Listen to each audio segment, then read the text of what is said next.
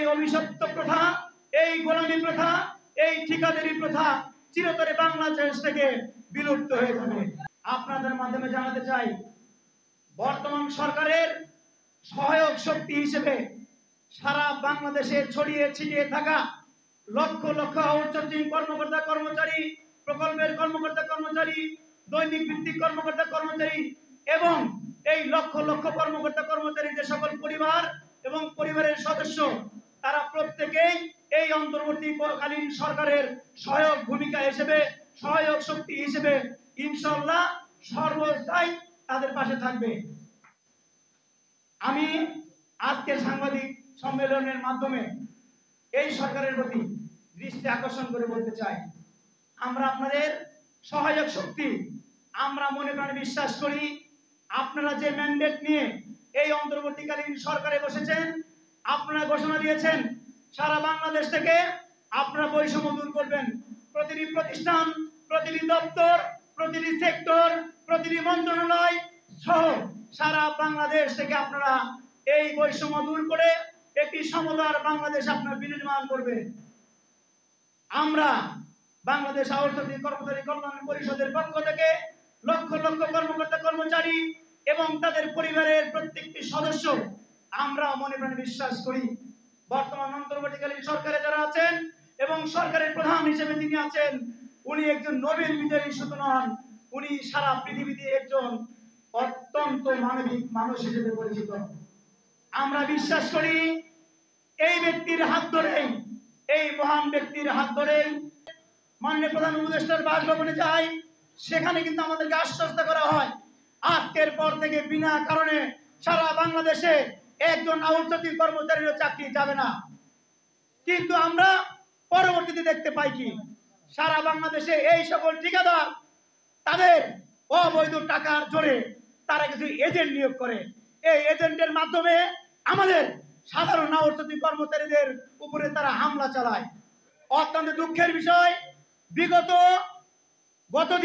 গতকালকে খুলনায় আমাদের একজন সমন্বয়ক এবং খুলনা মেডিকেলে কর্মরত আমাদের সকলের প্রিয় আদনান ভাই, উনি টেবিল বয় হিসেবে কর্মরত, তার উপরে মাছরাঙা সিকিউরিটি সার্ভিস নামে একটি ঠিকাদারি প্রতিষ্ঠান, যার মালিক ফারুক, উনি তার লেলিয়া দেওয়া বাহিনীতে তাকে কিন্তু উঠিয়ে নিয়ে যায় এবং বেদম প্রহার করে। আমি আজকের সাংবাদিক ভাইদের মাধ্যমে সারা বাংলাদেশের বিবেকবান মানুষের দরজায় আমি দাঁড়িয়ে বলতে চাই, আপনাদের বিবেকের কাছে প্রশ্ন করে দেখুন, একই বাংলাদেশে দুই রকম সিস্টেম থাকতে পারে, একটা হচ্ছে সরকারি, আরেকটা হচ্ছে বেসরকারি। এর বাইরে কোনো সিস্টেম থাকতে পারে না। এর বাইরে যে সিস্টেমটা চালু ছিল, বিগত সরকার তাদের নেতাকর্মীদেরকে সুবিধা করে দেওয়ার জন্য, আমাদের মতো কর্মচারীদের রক্ত শোষণ করে খাওয়ার জন্য একটি ঠিকাদারি প্রথা 2018 সালের একটি নীতিমালার মাধ্যমে পাকাপোক্ত করেন। সেখানে পরিষ্কারভাবে তারা আমাদের জীবনকে অতিষ্ঠ করে তোলার জন্য, আমাদের রক্ত শোষণ করে খাওয়ার জন্য, আমাদের পায়ে হাতে শৃঙ্খল পরানোর জন্য একটি বন্দোবস্ত কিন্তু করেন। আমরা 17ই আগস্ট সমাবেশ থেকে কিন্তু আমরা ঘোষণা দিয়েছি, আমরা এই ঠিকাদারি নামক দাস প্রথার বিলুপ্তি চাই। যদি এই ঠিকাদারি প্রথার বিলুপ্তি অনতি বিলম্বে না করা হয়, তাহলে আপনি মানবিক সরকার হিসেবে ইতিমধ্যেই বাংলাদেশের মানুষের মনে কিন্তু জায়গা করে নিয়েছেন। আমরা আশা করব অনতি বিলম্বে আপনারা এই আউটসোর্সিং নামক যে ঠিকাদারি প্রথা, এই ঠিকাদারি প্রথা আপনারা বিলুপ্ত করবেন। অনতি বিলম্বে এই ঠিকাদারি প্রথা বিলুপ্ত করে আমাদের প্রত্যেকটা আউটসোর্সিং কর্মকর্তা কর্মচারী, প্রকল্পের কর্মকর্তা কর্মচারী এবং দৈনিক মজুরি ভিত্তিক কর্মকর্তা কর্মচারীদেরকে আপনি মুক্তি দিবেন। সাথে সাথে আপনাদের মাধ্যমে কিছু কথা আমি জানাতে চাই। আমরা যখন 17ই আগস্ট প্রোগ্রাম করে ভাইদের মাধ্যমে আমরা এই ঘটনার তীব্র নিন্দা জানাই এবং অনতি বিলম্বে যদি এই ঠিকাদারি প্রতিষ্ঠানের লাইসেন্স বাতিল না করা হয় এবং এই সকল দুষ্কৃতিকারীদেরকে ধরে শাস্তির আওতায় আনা না হয়, তাহলে আমাদের কেন্দ্রীয় কমিটির পক্ষ থেকে পরবর্তীতে কঠোর কর্মসূচি ঘোষণা করা হবে।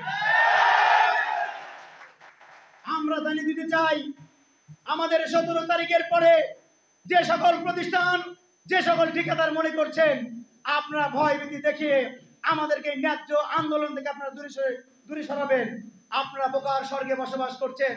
মনে রাখবেন, আজকে সাংবাদিক সম্মেলনের মাধ্যমে আপনাদের মাধ্যমে বলতে চাই, যদি এই ঠিকাদারদের বিরুদ্ধে ব্যবস্থা না নেওয়া হয় এবং যদি অনতিবিলম্বে ঠিকাদারি প্রথা বাতিল না করা হয়, তাহলে আমরা অল্প কিছুদিনের মধ্যেই আমাদের সকল সদস্য এবং পরিবারের সদস্যদেরকে নিয়ে কিন্তু আমরা মাঠে অবস্থান করতে বাধ্য হব।